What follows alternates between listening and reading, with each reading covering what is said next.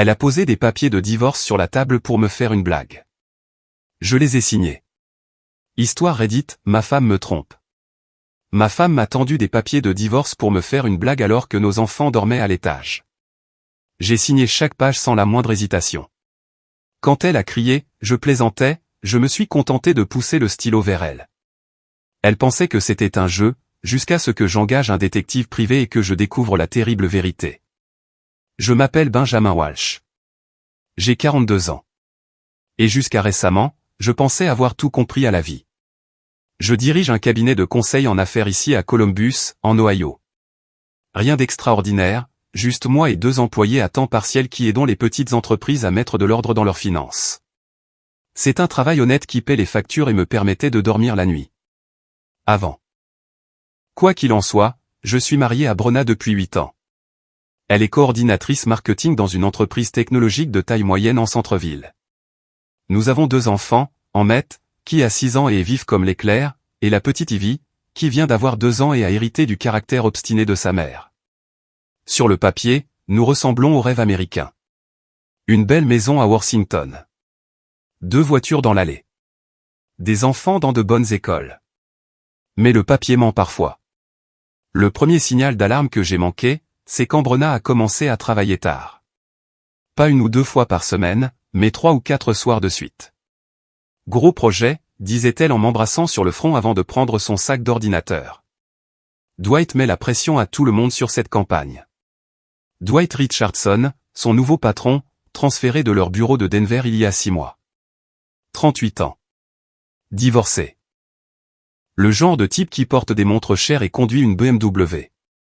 Je l'avais rencontré à la fête de Noël de l'entreprise. Poignée de main ferme, sourire confiant, le genre d'homme qui fait que les autres se sentent inférieurs sans même essayer. Le deuxième signal d'alarme fut son téléphone. Brenna avait l'habitude de le laisser traîner partout. Sur le comptoir de la cuisine, la table basse, la station de recharge près du lit. Mais soudainement, il l'accompagnait partout. Dans la salle de bain, la buanderie, même quand elle allait juste chercher quelque chose dans le garage. Quand je lui posais la question, elle haussait les épaules et disait que le travail était fou. Qu'elle devait rester connectée. Troisième signal d'alarme, elle a cessé de me parler de ses journées. Brenna a toujours été une grande bavarde. Elle rentrait à la maison et me racontait tout. Les potins du bureau, l'avancement des projets, qui avait dit quoi en réunion. Mais ces conversations se sont taries. À la place, elle rentrait, embrassait les enfants, se servait un verre de vin et se perdait sur son téléphone. Je me disais que j'étais paranoïaque. Les conseillers conjugaux disent toujours que la confiance est le fondement, n'est-ce pas? De plus, j'étais occupé moi aussi. Ma charge de travail avait doublé pendant l'été et je travaillais les week-ends pour essayer de suivre le rythme. Peut-être n'étions-nous que 2 navires se croisant dans la nuit, et que les choses se calmeraient une fois son projet terminé. Mais au fond de moi, dans cet endroit où les hommes n'aiment pas admettre qu'ils ont peur, je savais que quelque chose n'allait pas. Vraiment pas. La nuit où tout a basculé a commencé comme n'importe quelle autre. J'avais récupéré les enfants à la garderie, préparé le dîner des spaghettis, car c'est la seule chose qu'Emmett mange sans se battre et je nettoyais quand Brenna est entrée. 21h15 encore. Papa, pourquoi maman est toujours au travail, m'a demandé Emmett alors que je le mettais au lit. Je n'avais pas de bonne réponse à cette question. La confrontation que je redoutais tant a finalement eu lieu un mardi soir de novembre. Brenna était rentrée à 21h30, prétextant une autre réunion tardive avec Dwight à propos du dossier Henderson. J'étais dans la cuisine en train de nettoyer après le dîner quand elle a laissé tomber son sac sur le comptoir avec ce bruit sourd si particulier. Cela signifiait que quelque chose l'irritait. Il faut qu'on parle, a dit Brenna en sortant un dossier manie de son sac. Je me suis séché les mains sur le torchon, sentant déjà mon estomac se nouer. À propos de quoi? Elle a fait glisser le dossier sur le comptoir en granit vers moi. Ne panique pas, d'accord? C'est juste une chose à laquelle je pense. J'ai ouvert le dossier et j'ai senti le monde basculer. Des papiers de divorce. Des vrais, avec le sceau de l'État et tout le reste. Nos noms, nos adresses, les informations des enfants, tout était rempli de l'écriture soignée de Brenna. Au bas de la dernière page, sa signature me dévisageait comme une accusation. « C'est quoi ce bordel ?» ai-je demandé, ma voix sortant plus rauque que je ne l'aurais voulu.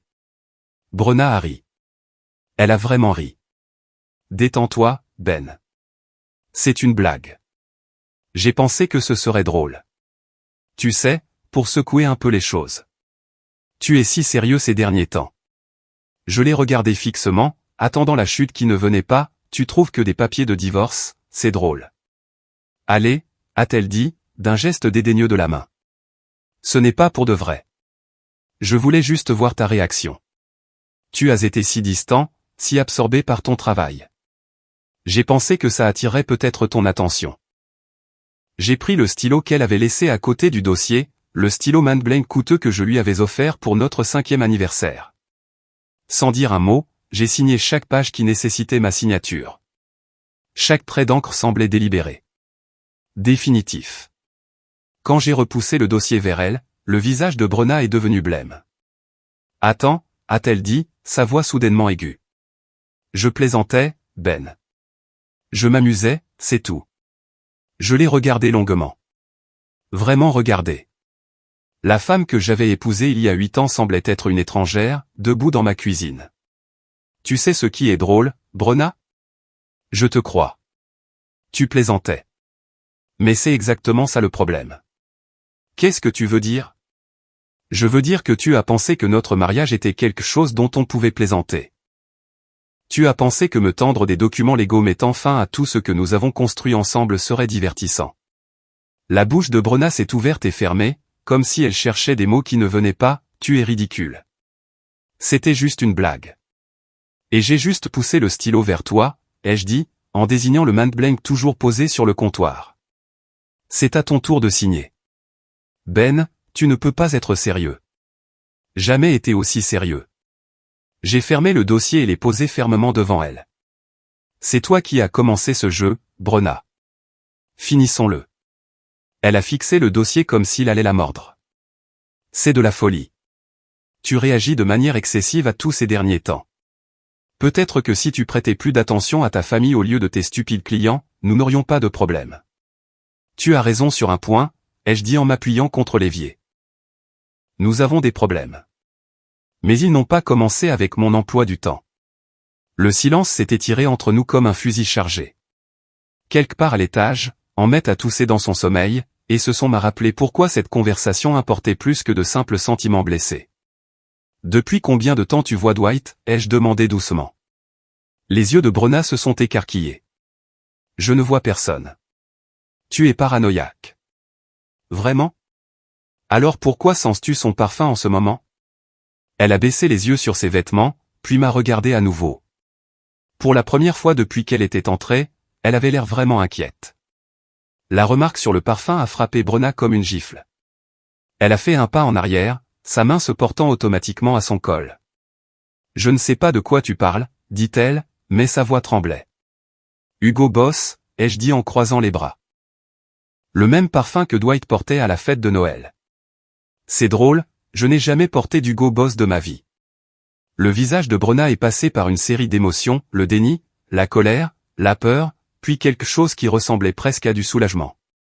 D'accord, dit-elle en levant les mains. Oui, ok, Dwight et moi avons été proches. Mais ce n'est pas ce que tu penses. Ah non? Que devrais-je penser quand ma femme rentre à la maison en sentant l'odeur d'un autre homme et me tend des papiers de divorce pour s'amuser? C'est juste arrivé comme ça, Ben. On travaillait tard, il traversait son divorce et je me sentais ignoré à la maison. Tu es toujours enfoui dans le travail, toujours fatigué, toujours ailleurs. La colère montait dans ma poitrine, mais j'ai gardé une voix calme. Alors au lieu de parler à ton mari du fait que tu te sentais ignoré, tu as décidé de chercher l'attention de ton patron.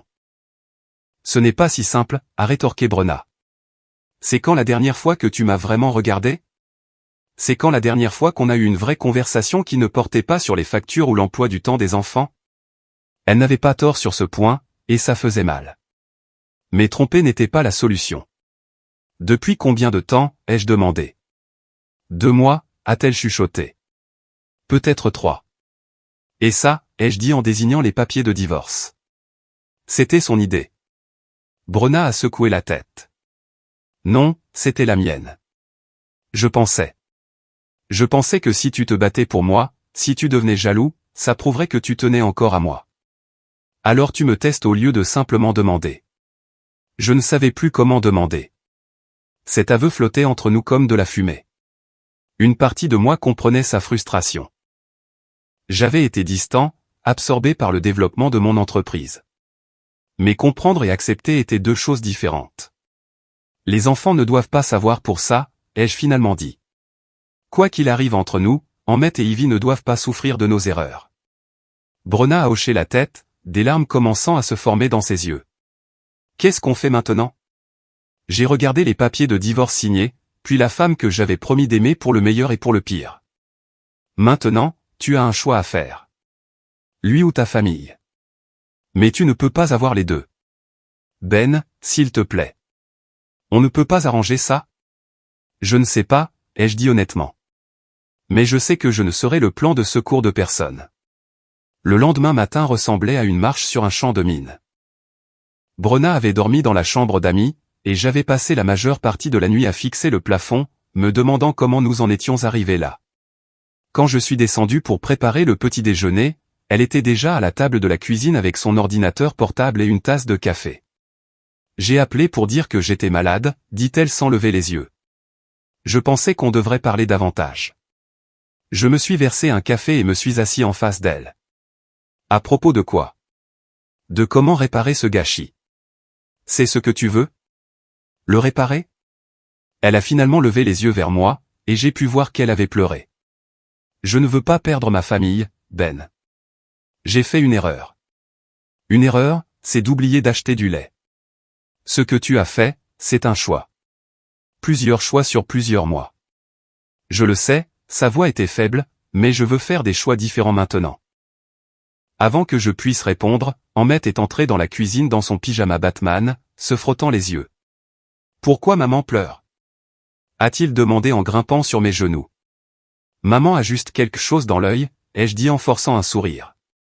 Tu veux des pancakes pour le petit déjeuner? On peut avoir des pépites de chocolat, a demandé Emmett, plein d'espoir. Bien sûr, mon grand. Alors que je me levais pour commencer le petit déjeuner, j'ai surpris Brenna en train de regarder notre fils avec une expression de pur regret. Quoi qu'elle ait fait de mal, je savais qu'elle aimait les enfants. Cela rendait toute la situation plus compliquée, pas moins. Après avoir déposé Emmett à l'école et Ivy à la garderie, je suis allé à mon bureau mais je n'arrivais à me concentrer sur rien. Mon associé, Mike, a frappé à ma porte vers 10 heures. Tu as l'air d'un déterré, a-t-il dit en s'installant dans le fauteuil en face de mon bureau. Qu'est-ce qui se passe? Mike et moi étions amis depuis l'université. Si quelqu'un pouvait me donner des conseils francs, c'était bien lui. Brenna me trompe, ai-je dit sans détour, avec son patron. Les sourcils de Mike se sont haussés. Mon Dieu, Ben. Comment tu l'as découvert? Je lui ai raconté l'histoire des papiers de divorce et de la confrontation. Quand j'ai eu fini, il est resté silencieux un long moment. Qu'est-ce que tu vas faire? A-t-il demandé. C'est la question à $1 million. Tu sais ce que je pense? Je pense que tu devrais prendre un avocat aujourd'hui. Même si vous décidez de vous arranger, tu dois te protéger, toi et les enfants. Mike avait raison.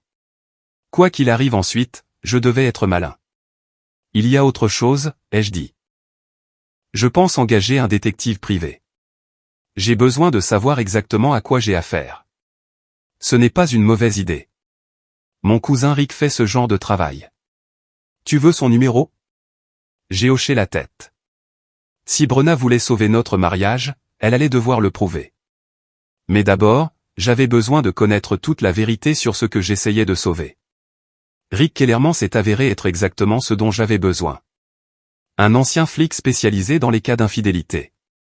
Nous nous sommes rencontrés dans un dîner à l'est de Columbus, loin de tout endroit où Brenna pourrait se montrer. Ton ami Mike m'a mis au courant des grandes lignes, a dit Rick en faisant glisser un dossier Manny sur la table. Mais j'ai besoin de détails. Quand le comportement suspect a-t-il commencé? Des schémas spécifiques? Je lui ai tout raconté. Les nuits tardives, la protection de son téléphone, l'intérêt soudain pour son apparence au travail. Rick prenait des notes sur un petit carnet, posant parfois des questions pour clarifier. Voici ce que je peux faire, a-t-il dit quand j'ai eu fini.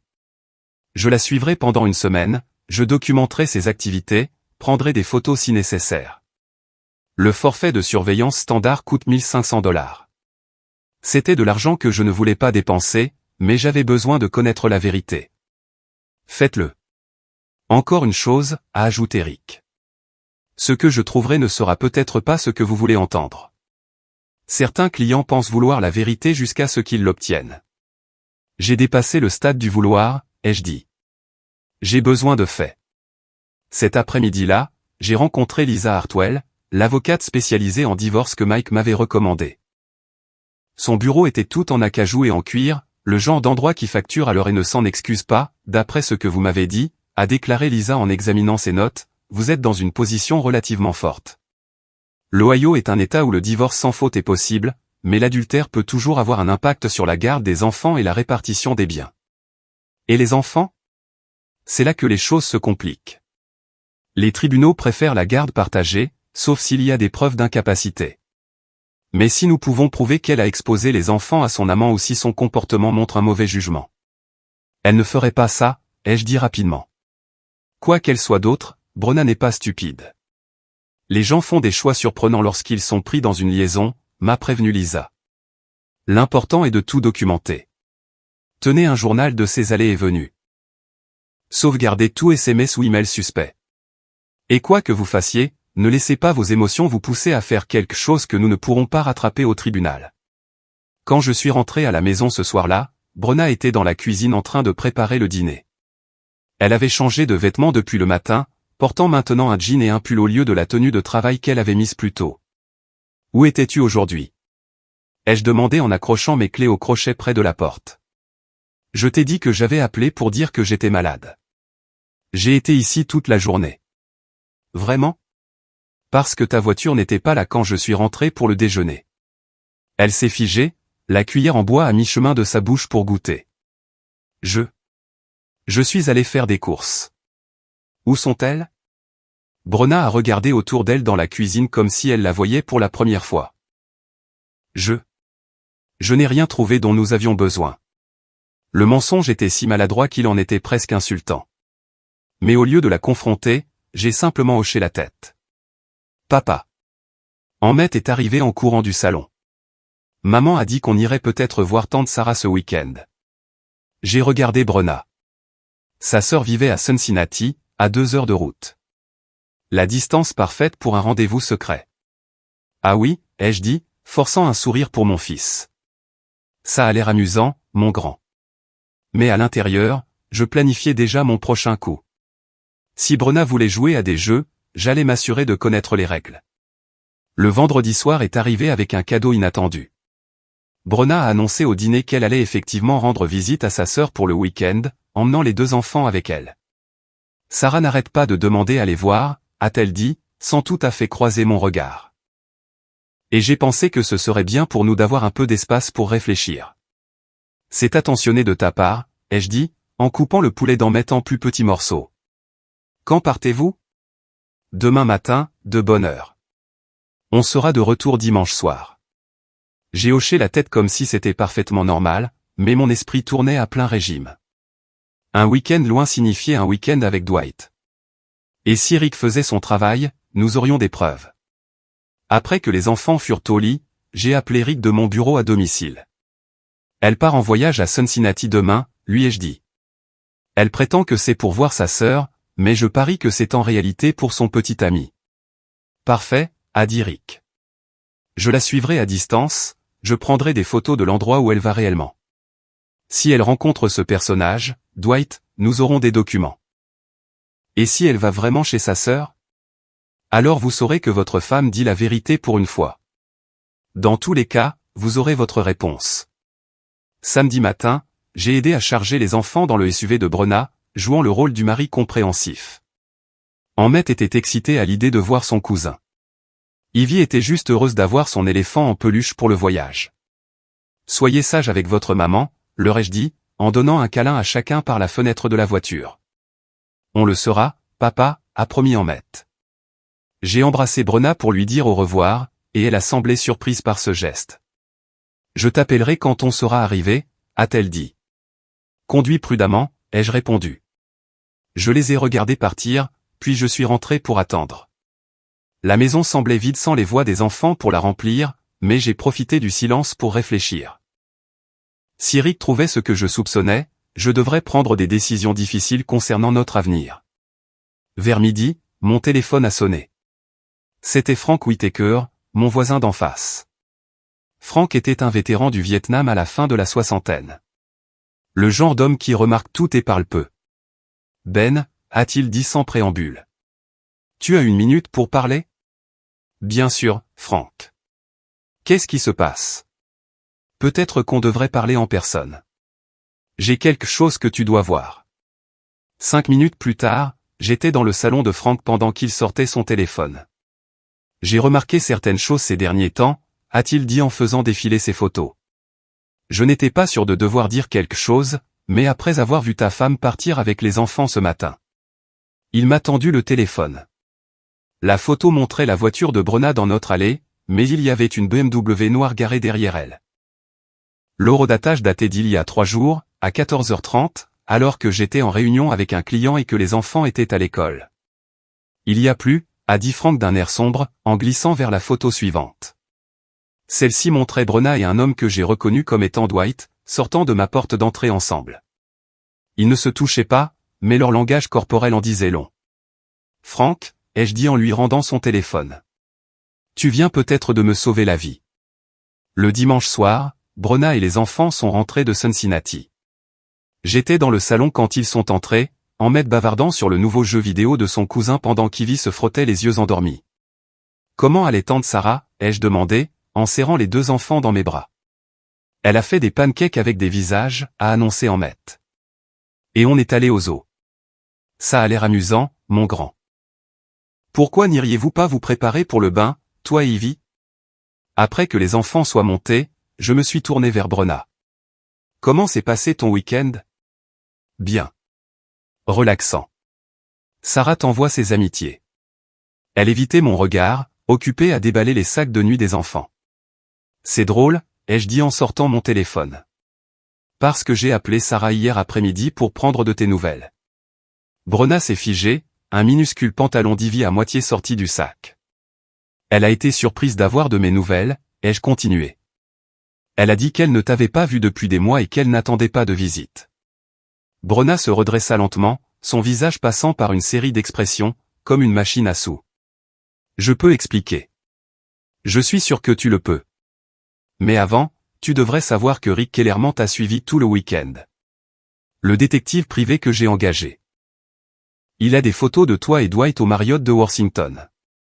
Horodatées, datées, d'une clarté cristalline. La couleur a quitté son visage. Tu as engagé quelqu'un pour m'espionner. J'ai engagé quelqu'un pour documenter la vérité. Il y a une différence. J'ai posé mon téléphone sur la table basse. Frank Whitaker, d'en face, avait aussi des photos intéressantes. La BMW de Dwight dans notre allée pendant que j'étais au travail et que les enfants étaient à l'école. Brenna s'est effondrée sur le canapé comme si ses fils avaient été coupés. Ben, je n'ai jamais voulu que ça aille aussi loin. Jusqu'où comptais-tu aller? Juste de la tromperie émotionnelle? Juste des baisers? Où était exactement la ligne que tu ne comptais pas franchir? Je ne sais pas, a-t-elle chuchoté. Je me sentais invisible dans cette maison, comme si j'étais juste un autre élément sur ta liste de choses à faire. Alors, tu l'as amené ici. Dans notre maison. Là où nos enfants dorment. Les enfants n'étaient pas là, a-t-elle dit rapidement. Jamais je n'aurais. Mais tu l'as fait. Tu as fait entrer ta liaison dans notre foyer. J'ai gardé une voix calme, mais la colère montait dans ma poitrine. As-tu la moindre idée de ce que cela signifie pour la garde des enfants? Sa tête s'est relevée brusquement. La garde? Ben, nous n'avons pas besoin d'en arriver là. On peut arranger ça, n'est-ce pas? Parce que de mon point de vue, tu me mens depuis des mois, tu utilises nos enfants comme couverture pour ta liaison et tu amènes ton petit ami dans notre maison familiale. Qui a-t-il exactement à arranger? J'y ai mis fin, a-t-elle dit soudainement. Ce week-end. J'ai dit à Dwight que c'était fini. À quel moment? Avant ou après la chambre d'hôtel? Elle a fermé les yeux. Après. Alors, tu es allé à Cincinnati pour avoir un week-end d'adieu avec ton petit ami? Ça ne devait pas se passer comme ça. On devait parler, et les choses sont arrivées, c'est tout. Je me suis levé et je suis allé à la fenêtre, regardant la maison de Frank de l'autre côté de la rue. Le vieux Marine regardait probablement, prêt à me soutenir si nécessaire. Voici ce qui va se passer, ai-je dit en me retournant vers Brenna. Demain, tu vas appeler ton patron et demander une mutation dans un autre service. S'ils ne peuvent pas le faire, tu trouveras un nouvel emploi. Ben, je ne peux pas juste. Si, tu le peux. Et tu le feras. Parce que si tu veux la moindre chance de maintenir cette famille unie, tu vas le prouver. Quoi d'autre, a-t-elle demandé doucement. Accès complet à ton téléphone, tes emails, tout. Pas de mots de passe, pas de paramètres de confidentialité. Transparence totale. Ce n'est pas raisonnable. Le raisonnable est parti par la fenêtre quand tu as commencé à coucher avec Dwight Richardson. Je me suis rassis en face d'elle. Tu veux sauver ce mariage? Ce sont mes conditions. Non négociables. Brenna est restée silencieuse un long moment. À l'étage, j'entendais les enfants jouer dans le bain. Leurs rires innocents contrastaient violemment avec la conversation qui se déroulait en bas. Et si je ne peux pas le faire? A-t-elle finalement demandé. Alors on se verra au tribunal. La semaine suivante ressembla à une marche sur un champ de mines. Brenna avait accepté mes conditions, mais accepter et mettre en pratique sont deux choses différentes. Elle avait demandé une mutation de service au travail, citant des conflits personnels avec son superviseur. Les RH examinaient la demande. Pendant ce temps, j'avais commencé à tenir le journal que Lisa Hartwell m'avait recommandé. Chaque arrivée tardive, chaque appel téléphonique suspect, chaque interaction avec les enfants, tout allait dans un cahier que je gardais dans le tiroir de mon bureau. Mardi après-midi, j'ai eu une visite inattendue. Dwight Richardson se tenait sur mon porche dans son costume coûteux, l'air de préférer être n'importe où ailleurs. « Il faut qu'on parle », a-t-il dit quand j'ai ouvert la porte. « Vraiment ?» J'ai gardé la main sur le cadre de la porte, ne l'invitant pas à entrer. « Écoute, je sais que c'est gênant, mais Brenna m'a dit que tu étais au courant pour nous. Je veux crever l'abcès. » Crever l'abcès. Je suis sorti, fermant la porte derrière moi. Pas question que cet homme entre dans ma maison. Tu couches avec ma femme depuis 3 mois, et tu veux crever l'abcès. Ça ne devait pas arriver, a dit Dwight en levant les mains. On travaillait tard. Elle avait des problèmes à la maison. Une chose en a entraîné une autre. Des problèmes à la maison que tu as aidé à créer en poursuivant une femme mariée. Je ne l'ai pas poursuivie, a-t-il dit sur la défensive. C'est elle qui est venue vers moi. Et en homme intègre, tu l'as repoussée. La mâchoire de Dwight s'est crispée. Ce n'est pas si simple. En fait, si, c'est exactement aussi simple. Ma femme m'a fait des vœux, mais toi non. Tu aurais pu t'éloigner à tout moment. Au lieu de ça, tu as choisi de l'aider à briser une famille. Écoute, Walsh, j'essaie d'être correct à ce sujet. Brenna a mis fin à notre relation. Je respecte sa décision. Je veux juste m'assurer que nous pouvons tous avancer professionnellement. Professionnellement. J'ai ri, mais il n'y avait aucun humour dans mon rire. Tu veux savoir ce qui est professionnel? Ne pas coucher avec sa subordonnée. Ne pas créer un environnement de travail hostile pour les femmes mariées. Ne pas se pointer chez quelqu'un pour justifier son comportement. Je n'essaie pas de justifier quoi que ce soit. Alors pourquoi es-tu ici? Dwight a semblé mal à l'aise pour la première fois depuis son arrivée. Brenna m'a demandé de te parler. Elle pense que si nous pouvons parvenir à une sorte d'entente, peut-être que tu ne poursuivras pas le divorce. Une entente? Je me suis approché, et Dwight a instinctivement reculé. Voici mon entente. Tu restes loin de ma femme. Tu restes loin de ma famille. Et si je te vois à nouveau près de ma maison, nous aurons une conversation très différente. Tu me menaces? Je fixe des limites. Grande différence. Dwight a redressé sa cravate et a tenté de retrouver un peu de dignité. Très bien. Mais pour ce que ça vaut, je pense que tu fais une erreur. Brenna est une femme bien qui a fait un mauvais choix. Tout le monde mérite une seconde chance. Tu as raison, ai-je dit. Tout le monde mérite une seconde chance. Mais personne ne mérite une 3e ou une 4e chance de continuer à faire le même mauvais choix. Après le départ de Dwight, j'ai appelé Rick Kellerman. Développement intéressant. Je lui ai raconté la visite. A-t-il une chance que tu puisses découvrir si Richardson a eu des liaisons avec d'autres employés mariés? Je peux passer quelques appels, a dit Rick. S'il a un schéma de comportement, ça pourrait être un levier utile. Ce soir-là, Brenna était plus silencieuse que d'habitude pendant le dîner. Après avoir couché les enfants, elle m'a trouvé dans mon bureau en train d'examiner des dossiers clients. Dwight m'a dit qu'il était passé, a-t-elle dit depuis le seuil de la porte. En effet. Il voulait crever l'abcès. Ben, je ne lui ai pas demandé de faire ça. Je l'ai regardé par-dessus mon ordinateur portable. Ah non? D'accord. J'ai peut-être mentionné que j'aimerais que vous puissiez parler, mais je ne lui ai pas dit de venir ici. Peu importe. Ce qui importe, c'est que ton amant pense qu'il peut se pointer chez moi et négocier les termes de mon mariage. Brenna est entrée dans le bureau et s'est assise sur la chaise en face de mon bureau. Je sais que j'ai tout gâché. Je sais que je vous ai fait du mal, à toi et aux enfants. Mais nous sommes ensemble depuis 8 ans, Ben. Ça ne compte pas pour quelque chose? Ça compte pour exactement ce que ça vaut, ai-je dit. Et en ce moment, je ne suis pas sûr que ce soit suffisant. 3 semaines après mon ultimatum, Brenna a fait son choix. Je suis rentré d'une réunion client pour la trouver dans notre chambre en train de faire une valise.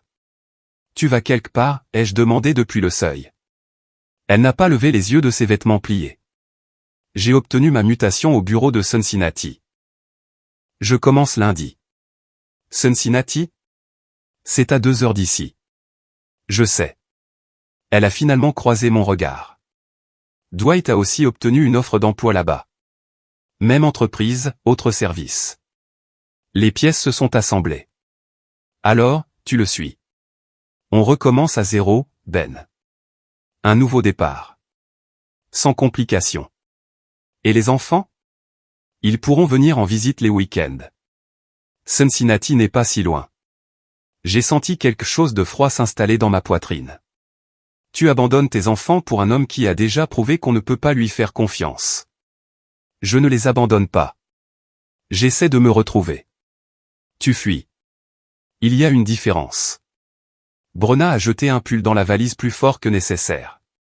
Tu ne t'es jamais battu pour moi, Ben. Pas une seule fois. Quand je t'ai tendu ces papiers de divorce, tu les as juste signés.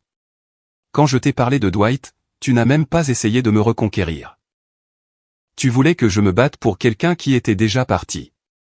Je voulais que tu t'en soucies assez pour essayer. Je suis entré dans la pièce et me suis assis sur le bord du lit. Brenna, je me suis battu pour toi. Pendant 8 ans. Chaque fois que tu prenais tes distances, chaque fois que tu me testais, chaque fois que tu me faisais sentir que je n'étais pas assez, je suis resté. Je me suis battu en étant fidèle, en étant présent, en construisant quelque chose de stable pour notre famille. Ça, ce n'est pas se battre. C'est juste exister. Non, ai-je dit doucement. Ça s'appelle être un mari. Elle a arrêté de faire sa valise et m'a regardé. Pendant un instant, j'ai vu la femme que j'avais épousée, vulnérable, en quête, perdue. Puis elle a cligné des yeux. Et l'étrangère était de retour. Je serai parti avant que les enfants ne rentrent de l'école, a-t-elle dit. Je ne veux pas qu'ils me voient partir. Lâche. Peut-être. Mais au moins, je suis honnête sur ce que je veux maintenant. 1 heure plus tard, elle était partie. J'ai immédiatement appelé Lisa Hartwell. Audience en référé pour la garde des enfants. Elle abandonne les enfants pour suivre son petit ami dans un autre état. Nous déposerons la demande demain matin, m'a assuré Lisa. Avec son départ volontaire et les documents que nous avons, cela devrait être simple. Ce soir-là, j'ai assis Emmett et Ivy dans le salon. Emmett sentait que quelque chose n'allait pas. Ivy était juste heureuse d'avoir mon attention. Les enfants, ai-je dit prudemment. Maman a dû partir pour le travail. Elle va vivre à Cincinnati pendant un certain temps. Quand est-ce qu'elle revient, a demandé Emmett. Je ne sais pas, mon grand. Mais vous allez rester ici avec moi. D'accord? Est-ce que maman viendra à ma fête d'anniversaire? L'anniversaire des 8 ans d'Emmett était le mois prochain. On verra, ai-je dit, bien que j'en doute. Cette nuit-là, j'ai appelé Frank Whittaker. Frank, j'aurai peut-être besoin d'aide avec les enfants pendant que je règle la question de la garde. Tout ce dont tu as besoin, Ben. Ces enfants ont de la chance de t'avoir. Merci. Et Frank, merci de m'avoir soutenu pendant tout ça. C'est à ça que servent les voisins. En plus, j'ai des petits-enfants de leur âge. Ce sera un bon entraînement. En raccrochant, j'ai réalisé que quelque chose avait changé. Le poids de l'incertitude avait disparu.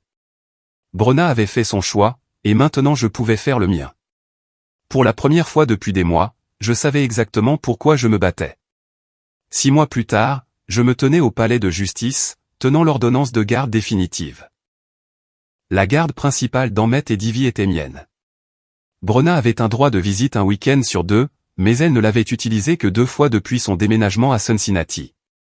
Félicitations, a dit Lisa Hartwell en me serrant la main. Vos enfants ont de la chance d'avoir un père qui s'est battu pour eux. Ils méritent la stabilité, ai-je répondu. C'est tout ce que j'ai toujours voulu leur donner. L'accord de divorce avait été juste mais douloureux. Brenna a obtenu la moitié de la valeur de la maison et une partie de mon épargne retraite. J'ai gardé l'entreprise et la garde principale. La maison resterait à mon nom jusqu'à ce que les enfants aient 18 ans. Alors que je me dirigeais vers ma voiture, mon téléphone a sonné.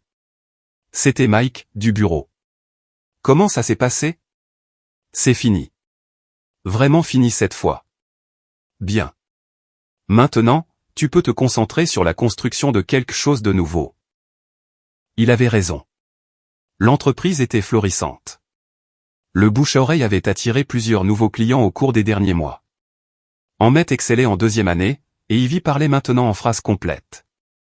Nous avions trouvé notre rythme en tant que famille de 3. Frank Whittaker était devenu comme un grand-père pour les enfants. Il les récupérait à l'école les jours où j'étais en retard et apprenait à Emmett à lancer une balle de baseball. Parfois, je le surprenais en train de lire une histoire à Ivy sur son porche, sa petite voix posant des questions sans fin sur les images. Monsieur Frank, l'appelait elle, et il s'illuminait comme un matin de Noël. Il y a 3 mois, j'avais commencé à participer à un groupe de soutien pour pères célibataires. Les gars là-bas comprenaient le défi de se reconstruire après une trahison, d'être à la fois mère et père, d'expliquer aux enfants pourquoi leur autre parent avait choisi de partir. Le truc avec le divorce, m'avait dit un des hommes plus âgés, c'est que ce n'est pas la fin de ton histoire. C'est juste la fin d'un chapitre que tu ne voulais pas finir d'écrire. Il avait raison. J'écrivais un nouveau chapitre maintenant. Un chapitre où mes enfants passaient en premier. Où la loyauté signifiait quelque chose. Où la confiance se gagnait plutôt qu'elle ne se présumait. La semaine dernière, Emmett m'avait demandé si j'allais me marier avec quelqu'un d'autre un jour. Peut-être, lui avais-je dit honnêtement. Mais seulement si elle vous aime, toi et Ivy, autant que je vous aime. Et si elle ne nous aime pas, avait-il demandé avec le sérieux de ses 8 ans. Alors ce n'est pas la bonne personne pour notre famille. Il avait hoché la tête, satisfait de cette réponse. Maintenant, en rentrant du tribunal, je pensais à l'avenir. La maison semblait être la nôtre maintenant, la mienne et celle des enfants. Nous avions repeint la chambre d'Emmett en bleu et transformé la chambre d'Amy en un véritable espace pour Ivy. La table de la cuisine était couverte de devoirs et de projets artistiques au lieu de tensions et de secrets. Je me suis garé dans l'allée et j'ai vu Frank sur son porche qui me faisait un signe de la main. Les enfants rentreraient de l'école dans 1 heure, et nous célébrerions tranquillement. Peut-être une pizza et un film. Rien de dramatique. Juste nous 3, avançant ensemble. Mon téléphone a vibré. Un SMS d'un numéro inconnu. Ben, j'ai entendu pour la garde. J'espère que tu es heureux maintenant. B, je l'ai lu 2 fois, puis je l'ai supprimé sans répondre. Certaines conversations étaient terminées, et c'était bien comme ça. J'avais de meilleures choses sur lesquelles me concentrer que de regarder en arrière. L'avenir m'attendait. Et pour la première fois depuis des années, j'étais prêt.